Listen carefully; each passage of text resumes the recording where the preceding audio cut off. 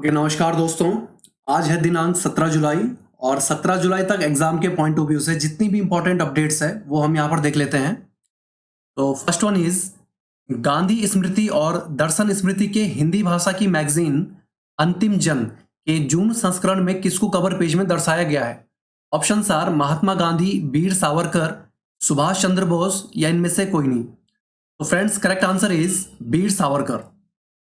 अभी हाल ही में जो नेशनल मेमोरियल और म्यूजियम है जो कि महात्मा गांधी को डेडिकेटेड है, इन्होंने अपनी मंथली मैगजीन में इसके स्पेशल एडिशन में हिंदुत्व लीडर जो थे विनायक दामोदर सावरकर, इनको डेडिकेट किया है।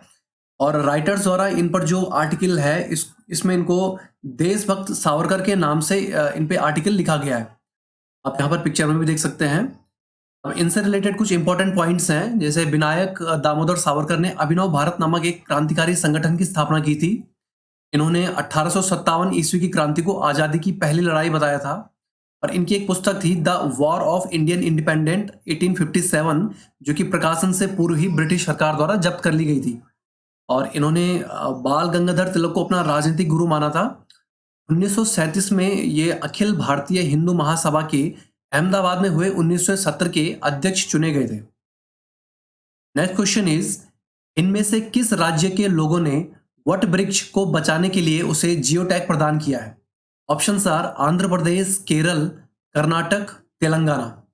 तो फ्रेंड्स, इसका करेक्ट आंसर है तेलंगाना।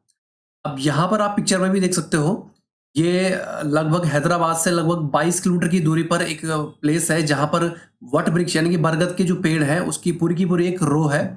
और जब से यहाँ पर 2 लेन को 4 लेन रोड बनाने का प्रपोजल आया है, तब से यहाँ पेड़ों का लगातार कटान होता जा रहा है। इसी वजह से यहाँ के जो लोग हैं उन्होंने खुद से एक इनिशिएट लिया है जिसमें पेड़ों को जियो टैग देकर उसकी कटिंग को बचाया जा सके। अब इससे रिलेटेड कुछ इंपॉर्टेंट और पॉइंट्स भी देख लेते हैं हम यहाँ पे।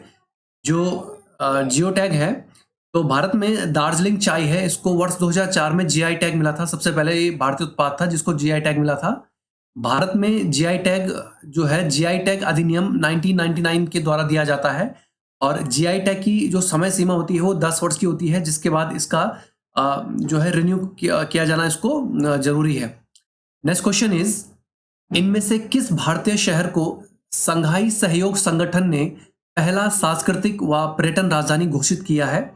Option are Haridwar, Lucknow, Varanasi, Patna. तो फ्रेंड्स, इसका करेक्ट आंसर है वाराणसी। जो संघाई कॉरपोरेशन ऑर्गेनाइजेशन है, इसके सेक्रेटरी जनरल झांग मिंग ने इन्होंने हाल ही में अभी इसकी घोषणा की है। और इससे रिलेटेड कुछ और इंपॉर्टेंट पॉइंट्स देख लेते हैं हम।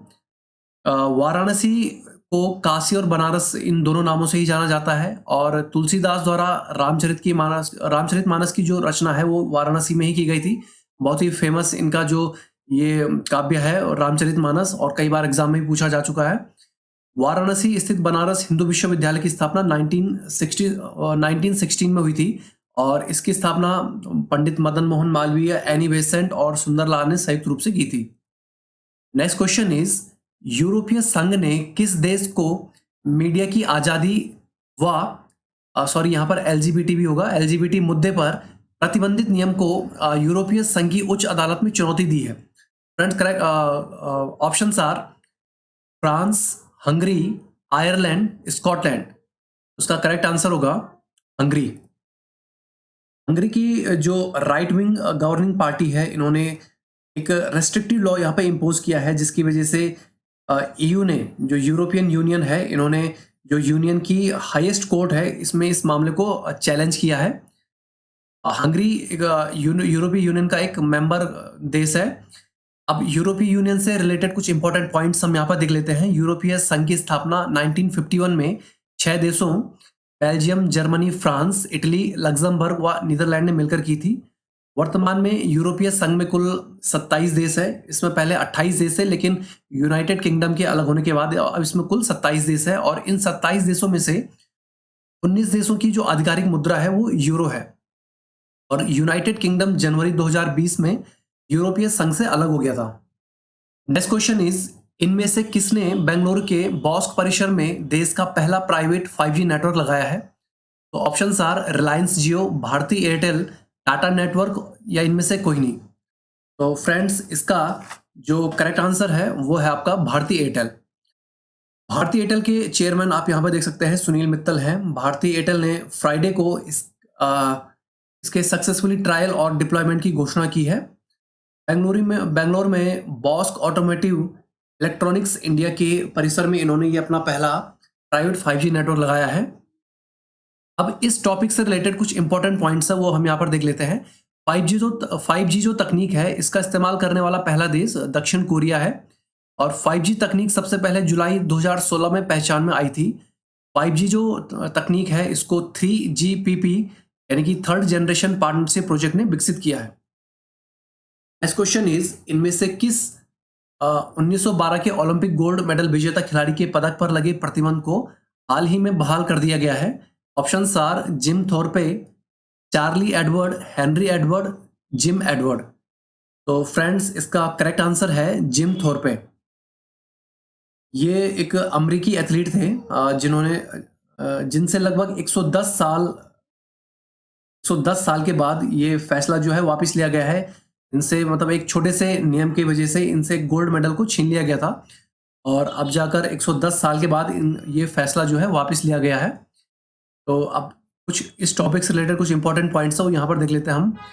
जो आधुनिक ओलंपिक खेल है, इनकी शुरुआत 1896 में यूनान की राजधानी एथेंस से शुरू हुई थी। जो ओलंपिक के प्रतीक चिन्ह है उसमें 5 रिंग्स हैं, वो 5 जो महाद्वीप हैं, अफ्रीका, अमेरिका, एशिया, ऑस्ट्रेलिया और यूरोप, इनका प्रतिनिधित्व करते हैं। भारत ने ओलंपिक में अपना पहला गोल्ड मेडल 1928 में हॉकी में जीता था। और ये जो IOC है, अंतर्राष्ट्रीय ओलंपिक समिति, इसका जो मुख्यालय है वो स्विट्जरलैंड में है। नेक्स्ट क्वेश्चन इज, हाल ही में किन 2 टीमों ने ICC T20 वर्ल्ड कप 2022 के लिए क्वालिफाई किया है? ऑप्शंस आर USA व नीदरलैंड, कनाडा व जिम्बाब्वे, USA व जिम्बाब्वे व नीदरलैंड। तो इसका करेक्ट आंसर होगा यहाँ पे जिम्बाब्वे व नीदरलैंड। ऑप्शन डी यहाँ पे इसका करेक्ट आंसर है। जो फाइनली नीदरलैंड और जिम्बाब्वे ने ICC T20 वर्ल्ड कप जो 2022 में होगा अभी, इसके लिए क्वालिफाई कर लिया है। ये ऑस्ट्रेलिया में होगा। इसमें टोटल 16 टीमें पार्टिसिपेट करेंगी और अक्टूबर में ये टूर्नामेंट शुरू होगा। इससे रिलेटेड कुछ इंपॉर्टेंट और पॉइंट्स हम यहाँ पे देख लेते हैं। जो T20 वर्ल्ड कप है 2022 का, ये ऑस्ट्रेलिया में होगा। ऑस्ट्रेलिया के ये 7 शहरों में ये आयोजित होगा। ICC का मुख्यालय ये दुबई में है और वर्तमान में ICC के अध्यक्ष ग्रेग बार्कले और इसके CEO डेविड रिचर्डसन है। ICC क्रिकेट वर्ल्ड कप 2023 का, जो कि 50 ओवर के फॉर्मेट में है, ये 2023 में भारत में होगा। नेक्स्ट क्वेश्चन इज, प्रधानमंत्री नरेंद्र मोदी ने हाल ही में उत्तर प्रदेश में किस एक्सप्रेसवे का उद्घाटन किया है? Options are Bareilly expressway, Lucknow expressway, Awadh expressway, Bundelkhand expressway.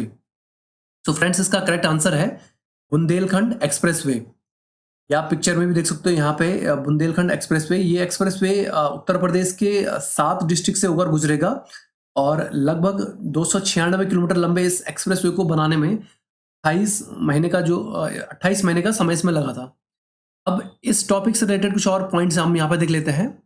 जो भारत का पहला एक्सप्रेसवे था वो था दिल्ली नोएडा एक्सप्रेसवे और वर्तमान में पूर्वांचल एक्सप्रेसवे भारत का सबसे लंबा एक्सप्रेसवे है। वर्तमान में भारत के केंद्रीय सड़क परिवहन मंत्री श्री नितिन गडकरी हैं। नेक्स्ट क्वेश्चन इज, इनमें से कौन पूर्व अमेरिकी राष्ट्रपति डोनाल्ड ट्रंप की पहली पत्नी थी जिनका हाल ही में न्यूयॉर्क में एक एक्सीडेंट में इनकी मृत्यु हो गई है? तो इनमें ऑप्शंस है Melania Trump, Vanessa Trump, Ivana Trump या इनमें से कोई नहीं। तो इसका करेक्ट आंसर है इवाना ट्रंप। ये अमेरिका, जो डोनाल्ड ट्रंप है, ये अमेरिका के 45वें राष्ट्रपति थे और वर्तमान में अभी जो बाइडेन यहाँ के राष्ट्रपति हैं। यहाँ पिक्चर में आप देख सकते हो इवाना ट्रंप। अब इस टॉपिक से रिलेटेड कुछ और पॉइंट हम यहाँ पे देख लेते हैं। USA 4 जुलाई को अपना जो इंडिपेंडेंस डे मनाता है।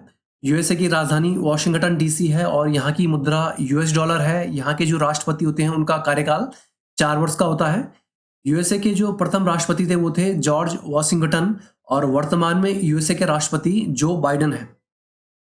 अब कुछ इंपॉर्टेंट वन लाइनर्स भी देख लेते हैं हम यहाँ पे। तो पहला है, पूर्व भारतीय कप्तान और वर्तमान में बीसीसीआई के अध्यक्ष सौरव गांगुली को ब्रिटिश संसद द्वारा सम्मानित किया गया है। पश्चिम बंगाल के राज्यपाल जो कि जगदीप धनखड़ है, इनको एनडीए ने बीजेपी लेड एनडीए ने अपना राष्ट्रपति उम्मीदवार घोषित किया है। भारत का पहला मंकी पॉक्स केस ये अभी हाल ही में केरल में देखा गया है। एनआईआरएफ रैंकिंग 2022 में आईआईटी मद्रास को उस शिक्षा के क्षेत्र में पहला स्थान मिला है। Friends, that's all for today. Best of luck, मिलते हैं नेक्स्ट वीडियो में।